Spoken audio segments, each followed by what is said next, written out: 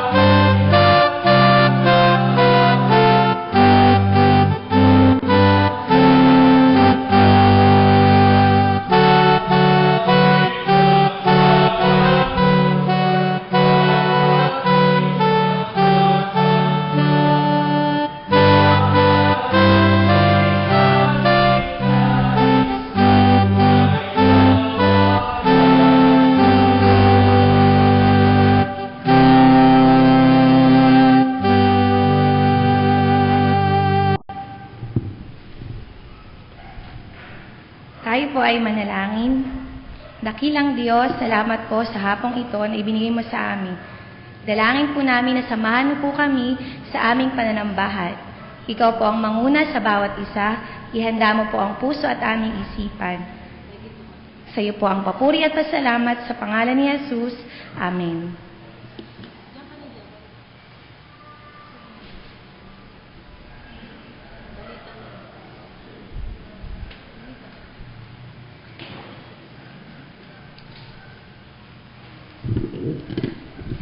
Magandang gabi po.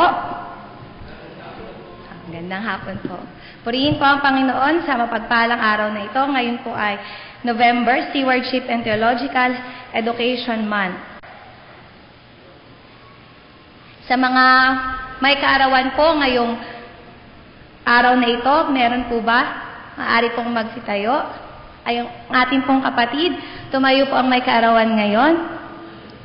At ang mga may kaarawan po sa linggong ito, lahat po ay magsitayo ang may kaarawan sa linggong ito. Awitan po natin. Ayan po.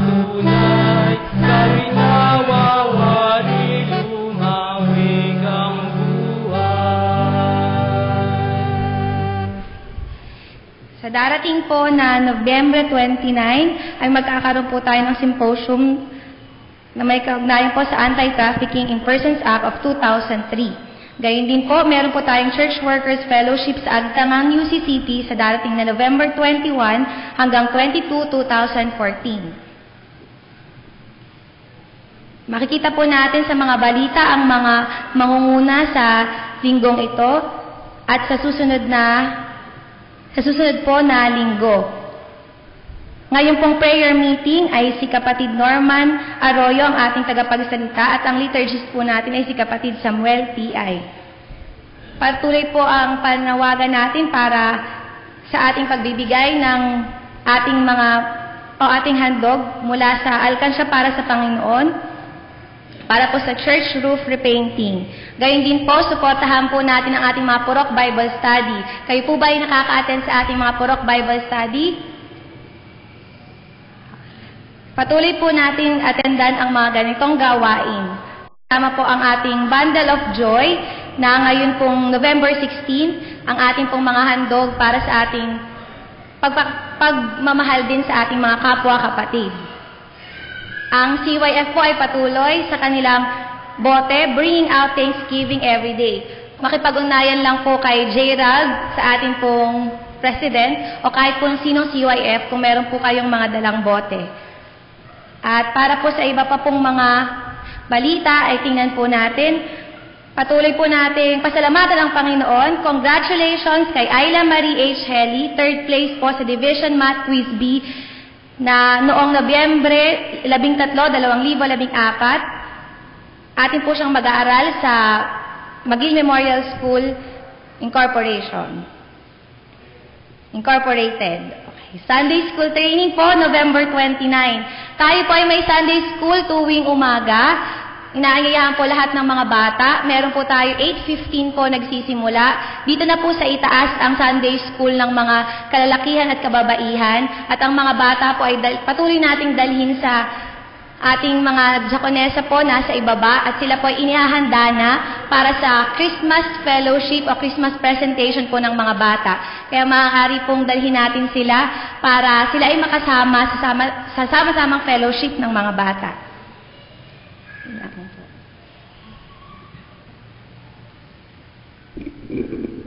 Magandang hapon po. Patuloy po nating pinapupurihan ng ating Panginoong Jesucristo sa patuloy nating pagsamba at pagdilingkod na ginagawa. Isang makahulugan at makabuluhang pagsamba sa bawat isa sa atin. Wina-welcome po natin ang bawat isa sa atin, lalo tigit ang bagong baby, bagong apo ng ating lay worker Lorma Lavaro. Pwede mo bang tumayo? Yung lola na bit-bit yung bata. Yan. Welcome baby, atin pong palakpakan sa UCCP McGill Memorial Church. Yan. God bless you. Meron pa po bang bisita? Hindi po yun bisita. Bagong regalo lang, batang anghel. Siyempre kasama ang kanyang nanay. Tayo ka nga ate, para makita. Yan. Uy, saglit na saglit lang eh. Sige po. Meron pa po ba? Bagong mukha. Meron pa po ba? O, isisilang pa lang. Sisilang pa lamang. Welcome din po natin yung pong ating mga kapatid na nanonood at nakikinig sa atin sa pamamagitan ng ating Ustream Live. Meron pa po bang balita? Kagaya po ng sinabi ni Ma'am Tintin, atin pong ugaliin, dalhin ang ating liturhiya para guided po tayo sa ating mga gawain at pagdilingkod. Kung wala na po tayong balita, tunay na ang ating Panginoong Jesucristo ay nasa ating kalagitnaan, patuloy tayong matuwa at magalak sapagkat kailanman hindi niya tayo iniwan. Sa panahon na kung saan naglalaan tayo ng panahon at sandali para siya'y papurihan sa Espiritu at sa katotohanan. Sa pamamagitan niyan mga magulang at mga kapatid, tayo pong lahat ay tumayo. Tayo po'y magbatian sa isa't isa, magmano mga bata sa nakakatanda.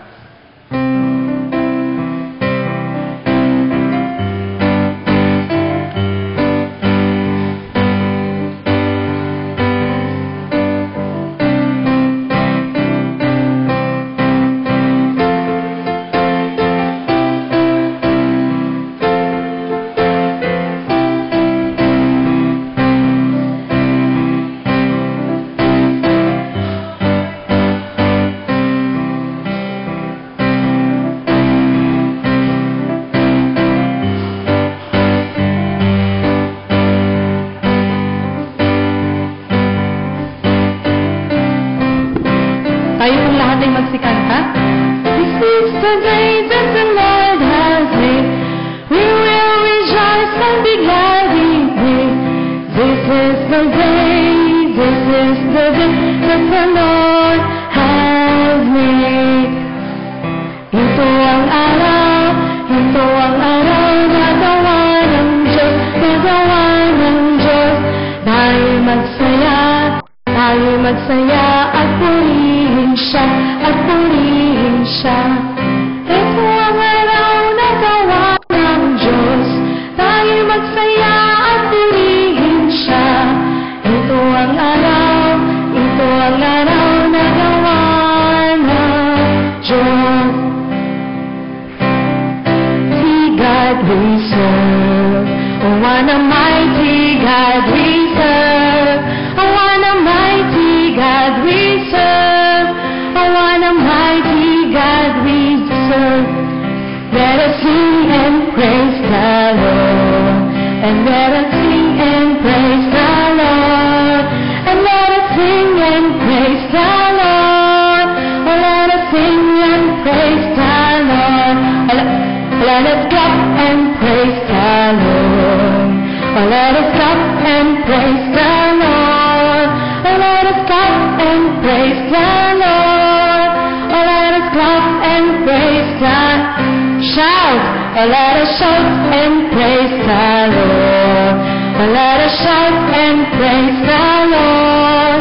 Oh, let us shout and praise the Lord. Oh, let us shout and praise the Lord. Let's jump! Oh, let us jump and praise the Lord. Oh, let us jump and praise the Lord. Oh, let us jump and praise the Lord. Oh, let us jump and praise the Lord. Let us dance and praise the Lord. Oh, let us dance and praise the Lord. Oh, let us dance and praise the Lord. Oh, let us dance and praise the Lord.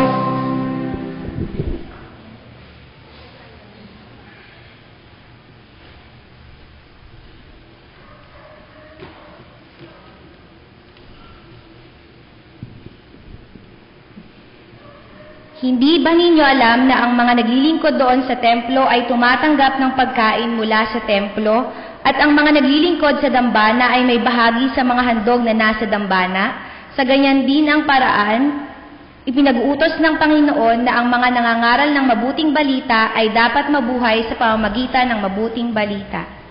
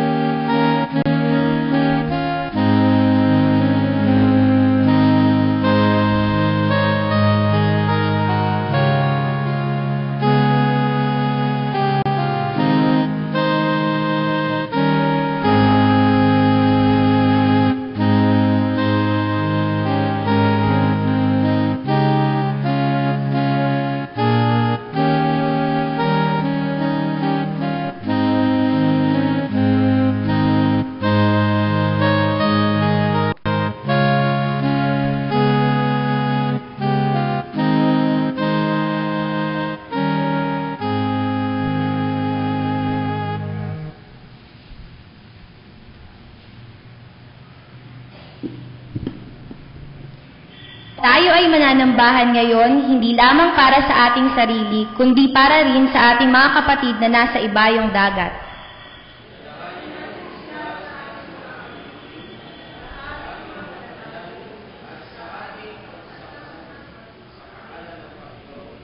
Papurihan natin ang Diyos ng lahat ng mga bansa.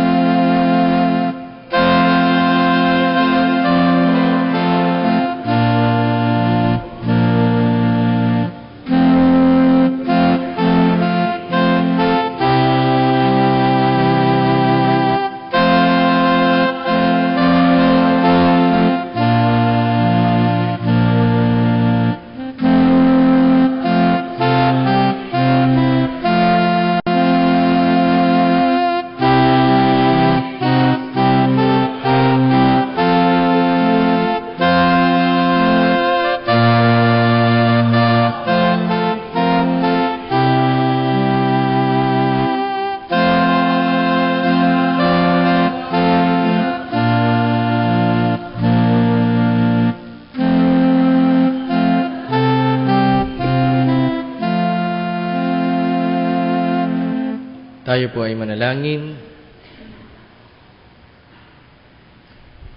O Diyos na makapangyarihan sa lahat, sa amin pong panimulang panalangin, sa pamamagitan ng aming panalangin pastoral, panalangin pangkalahatan, muli po naming nilalapit sa iyo ang aming mga sarili. Kami po ay paulit-ulit na nakakagawa ng mga pagkakamali. Kami makasalanan o aming Panginoon. Kaya minsan pa, alam po namin na nililinis mo kami. Ang aming puso, ang aming kaisipan, kasama ng aming lupang katawan. Para po sa aming pagsamba sa hapong ito, mayroon kaming kalinisang taglay na makikipag-usap at haharap sa iyo, aming Panginoon. Maraming salamat, o aming Panginoon, sa iyong pagpapatawad. Hindi po namin dapat palampasin, o aming Panginoon, ang buong maghapong ito kung hindi kami makadadapo sa iyong bahay dalanginan. Para ikaw ay aming papurihan, bilang aming Ama, bilang aming anak, at bilang aming Espiritong Banal, o aming Panginoon. Ikaw ang aming manlilikha, manunubos, at tagapagtaguyod. Salamat, Panginoon, sapagkat narito ang iyong mga anak. Katabi nila ang kanilang mga mahal sa buhay, ang aming kasama sa simbahan, o aming Panginoon. Sama-sama kaming aawit, magninilay, mananalangin, at ihahandog ang ilang mga oras para sa iyo. Dahil ito ang nararapat bilang iyong mga anak na sumasamba sa iyo. Salamat, Panginoon, sapagkat narito ka sa aming iglesia, sinasamahan mo at inaalalayan ang aming konsilyo, maging ang bawat isa sa amin, ang kaaniban, o aming Panginoon. At malaya kaming makapaglingkod sa pamamagitan ng aming mga gawain na aming pinagtibay, dahil ito ang nararapat, o aming Panginoon. Salamat din sapagkat ang iyong iglesia sa dakong ito ay mayroong ding paaralan, patuloy na naghuhubog sa murang kaisipan ng mga maliliit na mga bata at kabataan. Para po sa isang magandang kinabukasan, o aming Panginoon. Andiyan ang aming mga guro, patuloy niyo po silang samahan. Salamat din, o aming Panginoon, sapagkat yung aming mga kapatid na hindi namin nakasama at nakapiling sa aming pananambahan, saan man sila naroroon, hawakan niyo po sila. At patuloy na ikaw ay kilanlin bilang kanilang Panginoon ng buhay at kalakasan. Ang kabuuan, dakilang Diyos ng aming simbahan ay patuloy naming idinadalangin ng mayroong pasasalamat. Andyan po ang aming mga obispo, ang aming mga conference ministers, mga manggagawang babae at lalaki na patuloy na nagsasaka, hindi lamang sa lugar na ito, sa ibang mga lugar, sa ibang bansa, para patuloy na mag-ani ng mga mananampalatayang sumusunod sa iyo, aming Panginoon.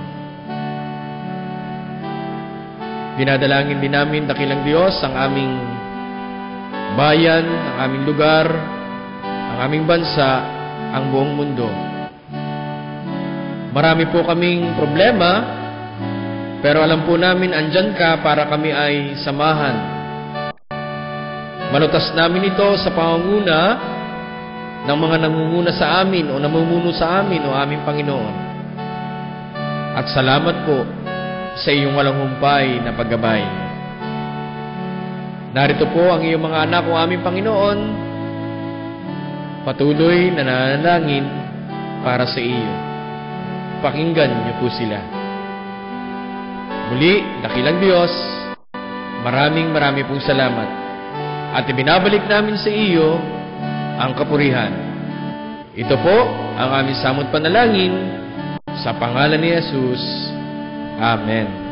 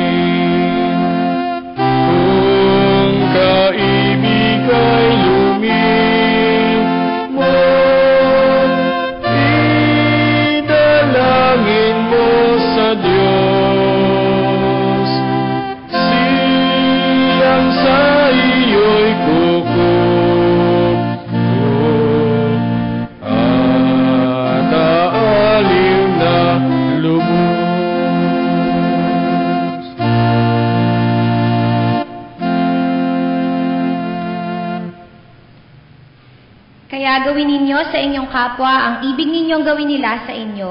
Ito ang kahulugan ng kautusan ni Moises at ng turo ng mga propeta. Tayo po ay taus-pusong magsipaghandog.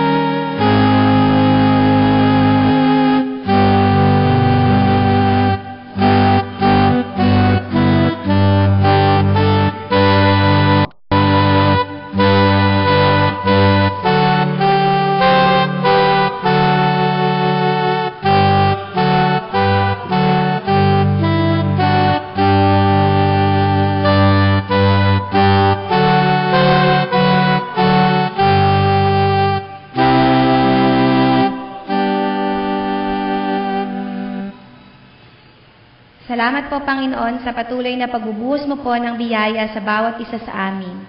Dalangin po namin, Panginoon, na patuloy po kaming bigyan ng bukas na puso at kaligayahan sa bawat paghahandog namin. At sa mga nagbigay, Panginoon, at patuloy na nagbibigay ng kanilang mga tinatangkilik, Ikaw po, Panginoon, ang magpalit nito ng siksik, liglig at umaapaw. Idinadalangin po namin ang mahandog na ito na pagpalain mo po upang magamit sa pagpapalaganap ng iyong salita dito sa lupa. Sa pangalan ni Jesus, Amen.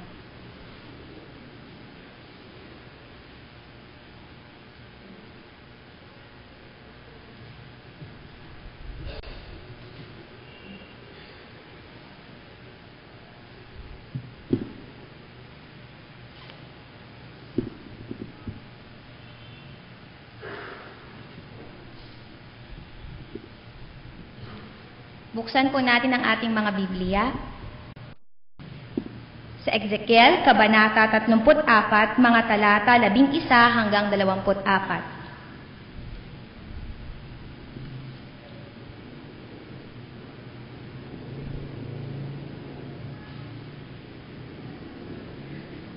ang mabuting pastol.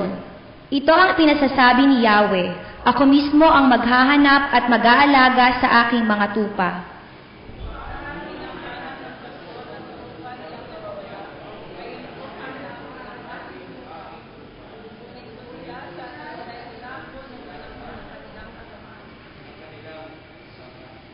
Titipunin ko sila mula sa iba't ibang dako upang ibalik sa sarili nilang bayan. Doon ko sila alagaan sa kaparangan ng Israel, sa tabi ng mga bukal ng tubig at sa magagandang pastulan.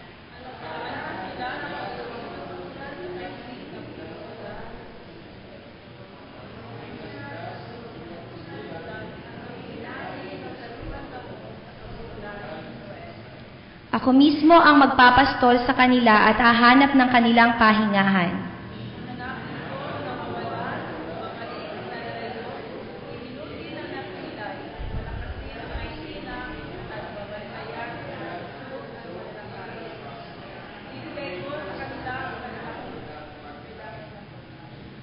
Sa inyo, aking kawawan, ito ang sinasabi ko na inyong Diyos na si Yahweh. Ako ang magiging hukom ninyo.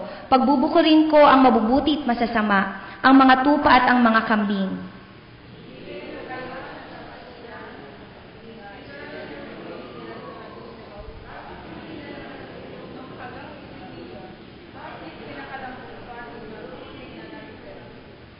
Ang kinakain ng aking kawan ay ang dinadapurak ninyo at ang iniinom ay yaong kinakalambog ninyo.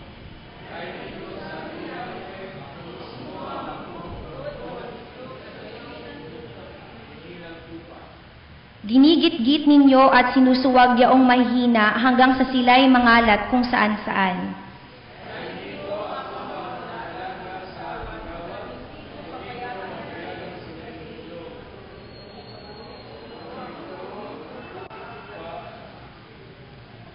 Itatalaga ko sa kanila ang isang hari, tulad ng lingkod kong si David. Siya ang magiging pastol nila. Sabay-sabay po tayo. Akong si Yahweh ang magiging Diyos nila at ang mamamahala sa kanila ay isang haring tulad ng lingkod kong si David. Akong si Yahweh ang may sabi nito.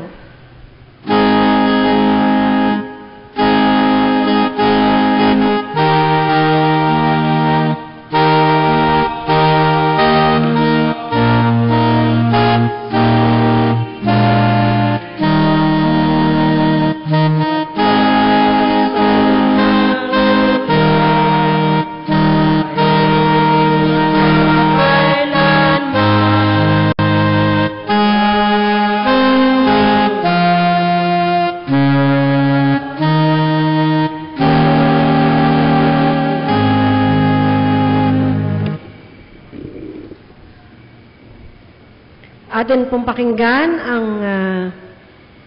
mga talata mula sa Bagong Tipan sa Mateo 25, talatang 14 hanggang 30. Ang talinhaga tungkol sa mga aliping pinagkatiwalaan ng salapi.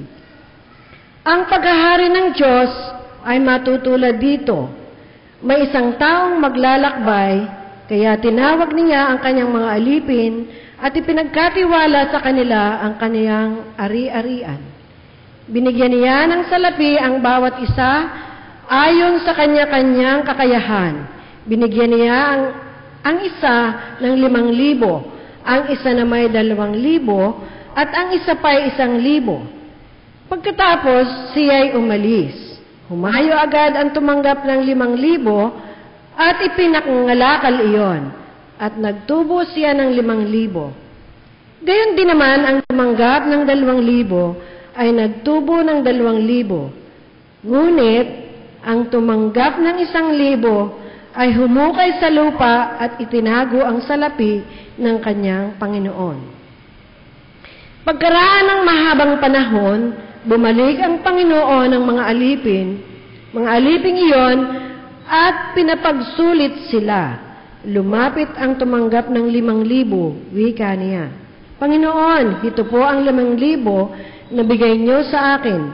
Ito pa po ang 5,000 na tinubo ko. Sinabi sa kanya ng Panginoon, magaling, tapat, at mabuting alipin. Yamang naging tapat ka sa kaunting halaga, pamamahalain kita sa malaking halaga. Makihati ka sa aking kagalakan. Lumapit din ang tumanggap ng 2,000 at ang sabi, Panginoon, ito po ang ibinigay ninyong 2,000. Ito naman po ang 2,000 tinubo ko. Sinabi ng kanyang Panginoon, magaling, tapat at mabuting alipin. Naging tapat ka sa kaunting halaga, kaya pamamahalain kita sa malaking halaga. Makihati ka sa aking kagalakan at lumapit naman ang tumanggap ng 1,000. Alam ko pong kayo'y mahigpit, aniya. Gumagapas kayo sa hindi niyo tinamnan at nag-aani sa hindi ninyo hinasikan. Natakot po ako, kaya't ibinaon ko sa lupa ang inyong salapi. Ito na po ang 1,000 ninyo. Masama at tamad na alipin, tugon ng kanyang Panginoon.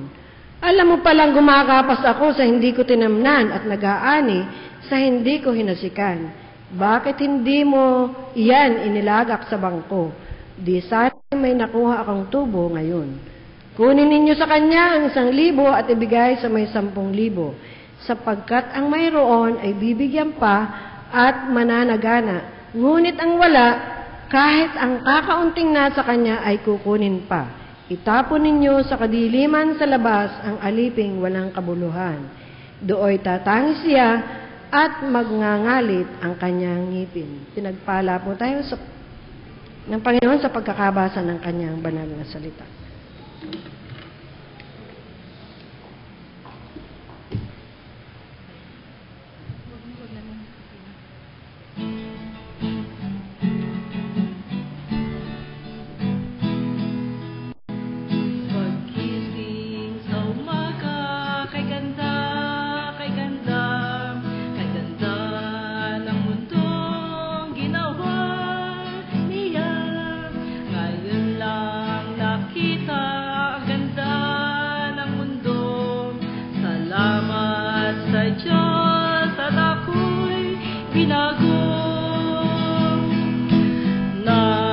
Tanggapin ko si Jesus, aking Diyos. Nagbago ang lahat sa buhay ko.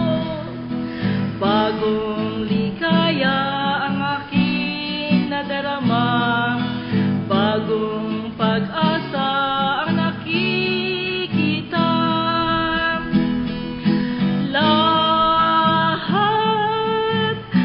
Lahat ay aking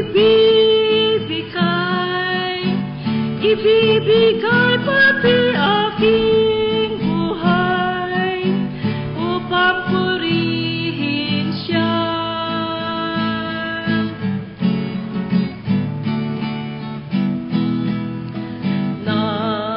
Nagumapaw ang aking saya, pagmamahal niya ang nadarama. Naganda ng buhay na nasa kanya. Purihin ang Diyos, purihin siya. Lahat ay aking ibibigay pati aking buhay upang purihin siya.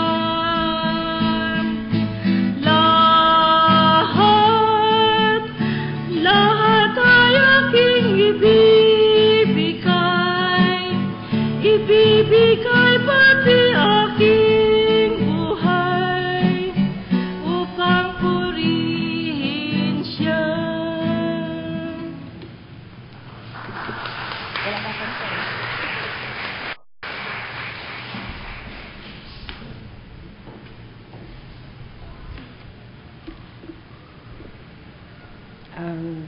Tayo po muna ay manalangin. Dakila at mahabagi naming Ama, salamat po sa iyong pagtitiwala sa amin ng iyong salita. Loobin mo po na aming pagyamanin at gamitin ayon sa iyong banal na kalooban. Maging pagpapala nawa sa lahat ng makaririnig ang mensaheng nagmumula sa iyo.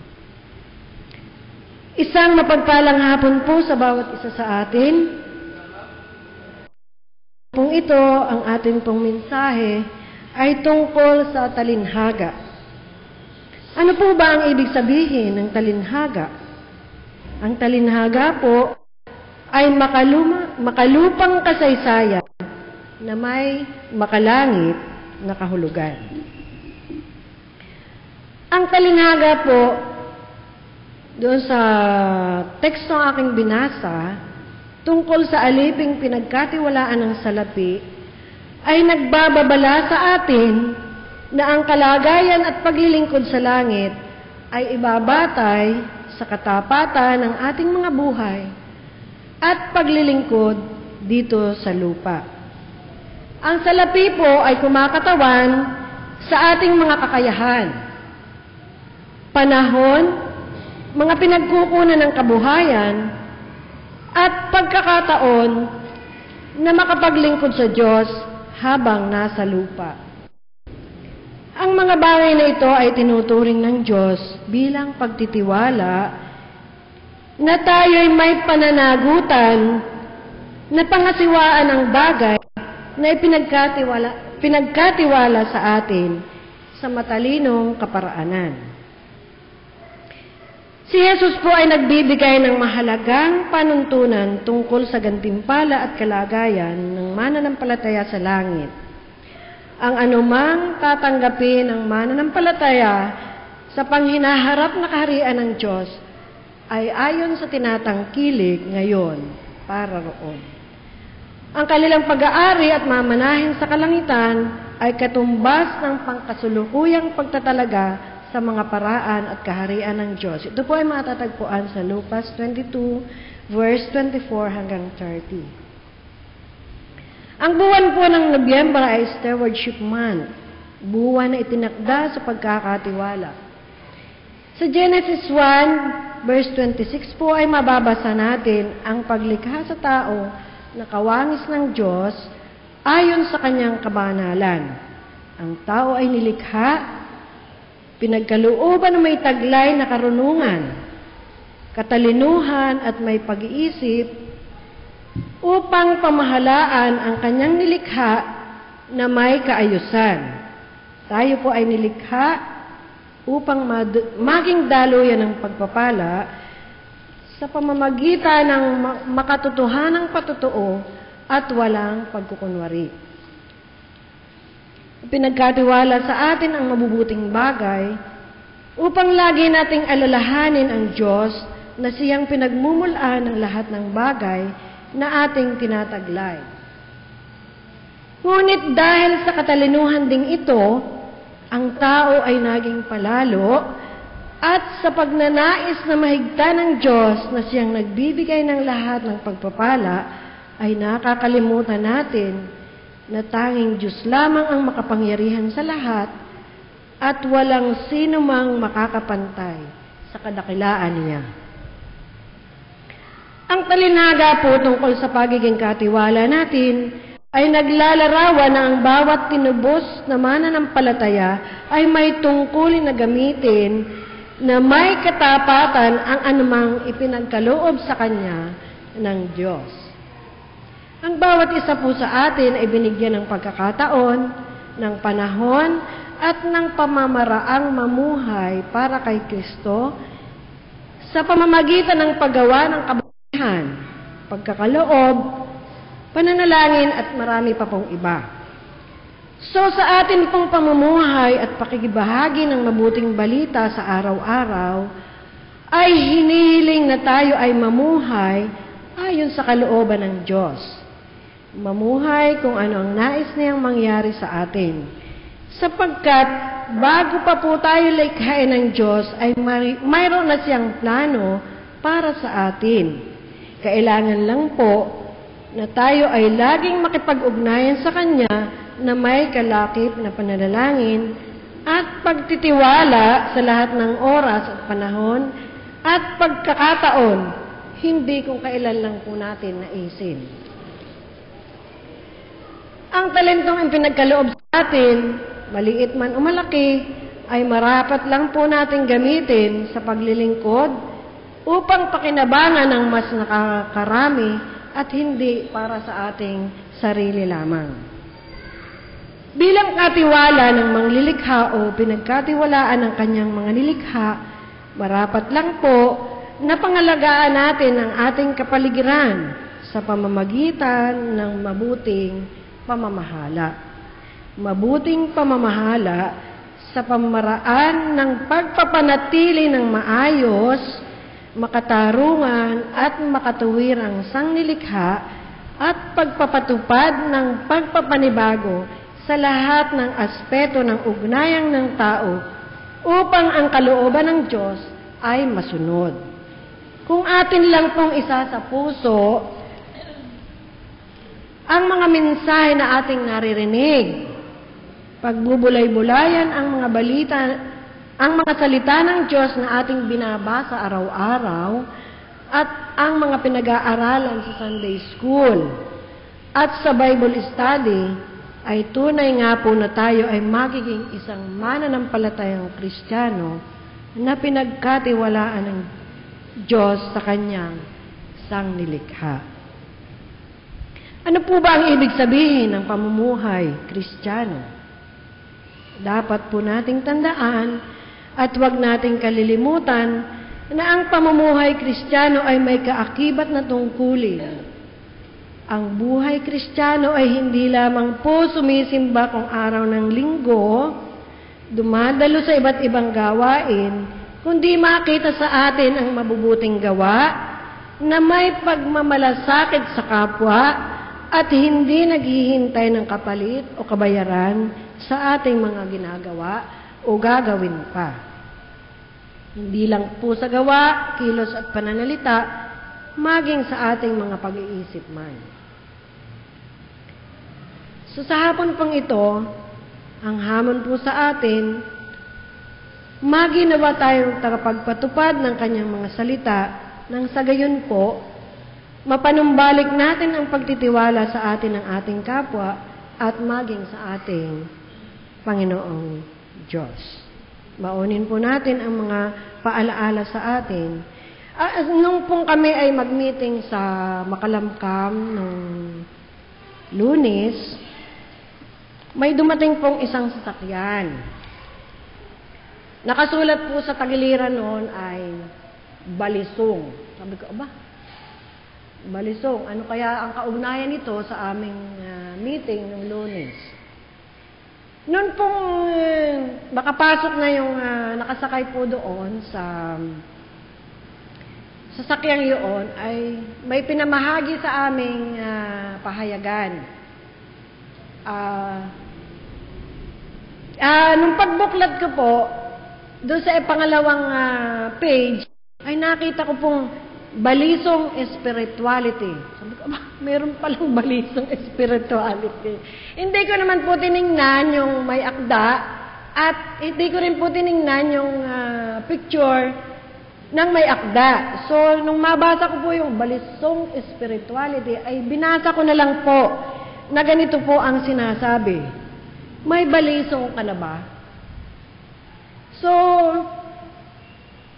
tuloy-tuloy ko pong binasa. Habang ako ay, ang sabi po nung may akda ay, habang ako asakay sa UB Express van mula sa Nasugbo, Batangas, pabalik ng Lipa City, noong November 6, 2014, nakakwentuhan ko ang driver at nalaman ko na siya pala ay taga-barangay Balisong, Taal, Batangas. Nabanggit niya na sa kanilang barangay, ginagawa ang mga sikat na balisong. At ipinagmamalaki pa niya na kahit ang mga turista ay interesado na magkaroon ng balisong, kung kaya't sila ay bumibili at dinadala sa pag-uwi sa kanilang bansang pinaglilingkuran bilang souvenir. At mula sa karanasang iyon, ang pakikipagkwentuhan sa driver ng van habang kami ay naglalakbay, nabuo sa aking puso at isipan na mahalaga pala na may balisong tayo sa ating paglalakbay habang tayo ay nabubuhay.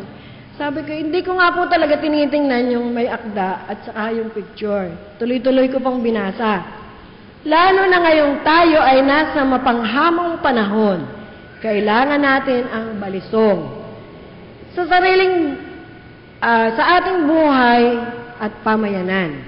Kung mayroon na tayo nito, naniniwala ako na ito ang mabisang sandata at kalasag natin sa matagumpay na pamumuhay sa lahat ng panahon.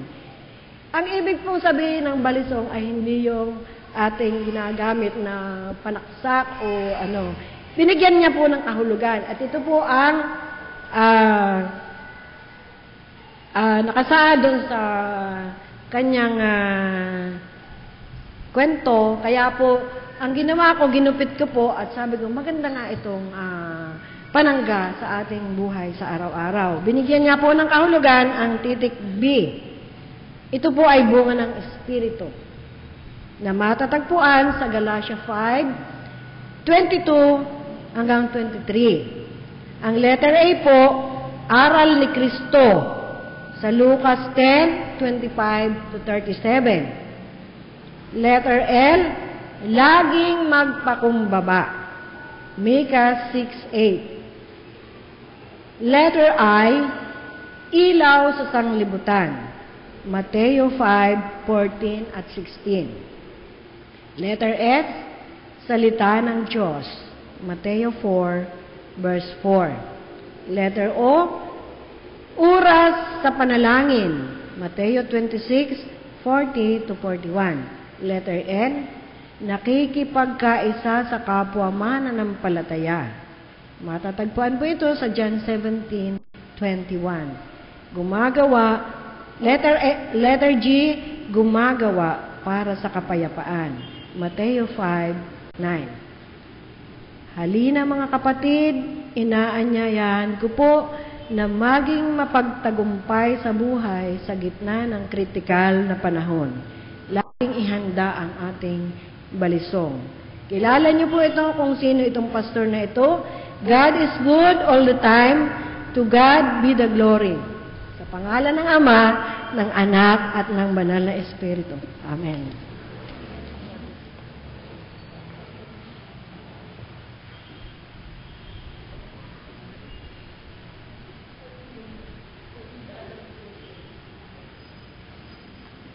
Tayo pong lahat ay magsitayo at sabay-sabay po nating sambitin ang kapahayagan ng ating pananampalataya. Sumasampalataya kami sa Diyos na makapangyarihan sa lahat, lumalang ng langit at lupa, at sa Diyos na patuloy na nakikiisa sa ating kasaysayan at buhay. Sa Kanya na nagkatuwang tao sa pamamagitan ni Jesucristo, upang ang sanglilikha ay magkaroon ng pag-asa at kaayusan, at sa Kanya nakapangyarihan sa pamamagitan ng banal na Espiritu, upang magsilbing kalakasan ng mga aba at nagdurusa, at kasiglahan sa lahat ng mananampalataya upang magpatotoo ng ganap. Na ang sambahayan ay tinawag at pinabanal ng Diyos upang maging alulod ng Kanyang pag-ibig, kaayusan at kapayapaan sa pamayanan. Ito ay tinawag upang mamuhay ng mapayapa, kasama ng Kanyang kapwa at ng sanglilikha, upang magpatotoo para sa ganapan ng kaharian ng Diyos, na puspos ng pag-ibig at katarungan. Sa iisang Diyos Ama, Anak at Banal na Espiritu, kami ay ganap na sumasampalataya. Amen. Gaganapin po natin ang ikalawang paghahandog.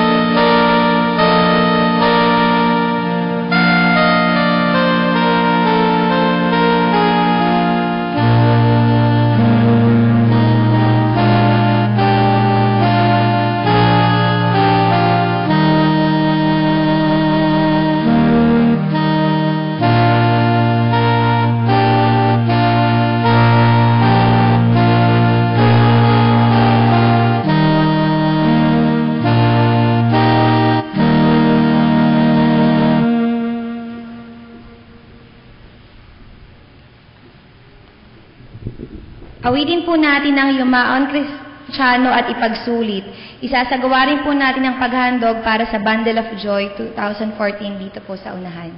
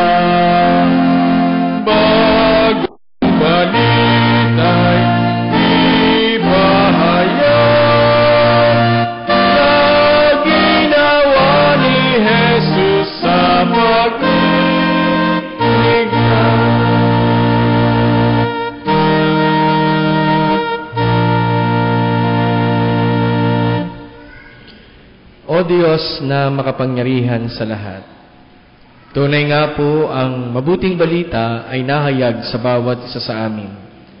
Dahil kami po ay kinatok muli ang bawat puso, dahil ang amin pong pagiging katiwala ay nagmula sa iyo. Salamat po, dakilang Diyos, sa kadahilan ng patuloy mo po kaming pinagkakatiwalaan. Alam po namin, dakilang Diyos, kami po ay dumating sa ibabaw ng lupa nang walang dala kahit ano. Pero ngayon, kami po ay mayroon kahit kakaunti. Ito po'y nais naming ibahagi sa iyo. Katulad, dakilang Diyos, ng Bundle of Joy na kung saan ay aming inialay at inihandog sa iyo. Salamat po sa mga nagandog nito at alam po namin bilang iyong pinagkatiwalaan nga, binabalik lang namin ito mula sa aming mga puso para sa pagmamahal namin sa aming kapwa. Maraming salamat, o aming Panginoon. O Diyos na makapangyarihan sa lahat, muli po naming itinatalaga ang aming mga sarili sa iyo lamang. Ang ilan nga po sa inyong mga anak ay lumapit sa inyong dambana. Tiklop tuhod, nakatayong nananalangin, o aming Panginoon. Ang ilan sa kanila, dakilang Diyos, ay nagpapasalamat sa buhay, kalakasan, kaarawan, anibersaryo ng kasal. Salamat sa mga batang paslit na kung saan ay ibinigay mo sa kanila, o aming Panginoon. Lahat ng ito ay kanila pong ipinagpapasalamat sa iyo, aming Panginoon. At higit sa lahat, natututo po silang magpasalamat dahil lahat ng aming binanggit galing sa iyo at iyong pagpapalain. Gayon din, o aming Panginoon, sila po ay lumapit dahilan sa sila po ay humihiling ng inyong pag-alalay at ng inyong paggabay sa kanilang pang-araw-araw na buhay, sa kanilang pag-aaral, sa kanilang paghahanap buhay. Ano man ito, o aming Panginoon, alam po namin, ikaw ang siyang nakababatid.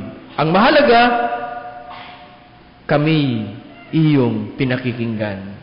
Gayon din, o aming Panginoon, sila po ay lumapit sapagkat sila'y may karamdaman o ang kanilang mga mahal sa buhay ay nasa banig ng karamdaman. Ikaw ang dakilang manggagamot na siyang patuloy na magpapagaling sa kanila. Dahil alam po namin, dakilang Diyos, sambitin ang iyong pangalan sa pangalan ni Jesus na taga Nazaret. Ipagkakaloob mo ang kagalingan. Sapagkat ibe-bless niyo po yung mga doktor na tumitingin sa kanila. Yung po mga gamot na dinadampi o pinapasok sa kanilang lupang katawan ay inyo pong ibe-bless. Kasama ng kanilang pananalig at pananampalataya, sila po ay gagaling. Maraming salamat, o aming Panginoon, sa pakikinig mo sa iyong mga anak na dumako sa iyong dambana. Gayon din, o aming Panginoon, ang iyong mga anak na nanatili sa kanilang kinatatayuan, kinauupuan. Ang iba sa amin, dakilang Diyos, ay nakikinig at nanunood, o aming Panginoon, saan man sila naroroon. Abutin niyo po sila at akapin ng inyong kapangyarihan. Sa gabing ito, aming Panginoon, natatapos po ang aming pananambahan. Lahat po ng aming narinig, nakita ay aming pong babaunin. At kung sakaling susubukin ng aming pananampalataya, amin po itong bubuksan. At patuloy naming ipagsisigawan ng aming pananampalataya ay matatag at matibay. Dahil kami ay nakikinig at kami tumutugon. Kami po'y inyong alalayan sa amin pong pag-uwi. Kami po'y magpapahinga sa gabing ito. Samahan niyo po kami. At bukas, ipagkaloob sa amin ang isang umagang kay ganda na malalakas ang aming lupang katawan at patuloy kaming gumawa ng nararapat alinsunod sa iyong kautusan. Sa amin pong pansamantalang pag-iwahiwalay, o aming Panginoon, mula po sa isang makahulugan at makabuluhang pananambahan, tanggapin po ng bawat isa sa amin ang iyong mayamang pagpapala, biyaya, pag-ibig, bendisyon, na sasambitin ng inyong abang lingkod, unang-una na sa inyong mga anak na tiklop-tuhod, nakatayang nananalangin, o aming Panginoon. Pagpalain kayo ng Panginoon at ingatan kayo. Paliwanagin ng Panginoon ang kanyang mukha sa inyo at mahabag sa inyo. Ilingap ng Panginoon ang kanyang mukha sa inyo at patuloy niyang tutupding lahat-lahat na inyong nilapit sa kanya sa pamamagitan ng panalangin, sapagkat mahal na mahal kayo ng ating Panginoong Hesukristo. At ngayon, sumaating lahat ang pagpapala ng iisang Diyos. Ang Diyos Ama, ang Diyos Anak, at Diyos Espiritu Santo. Amen.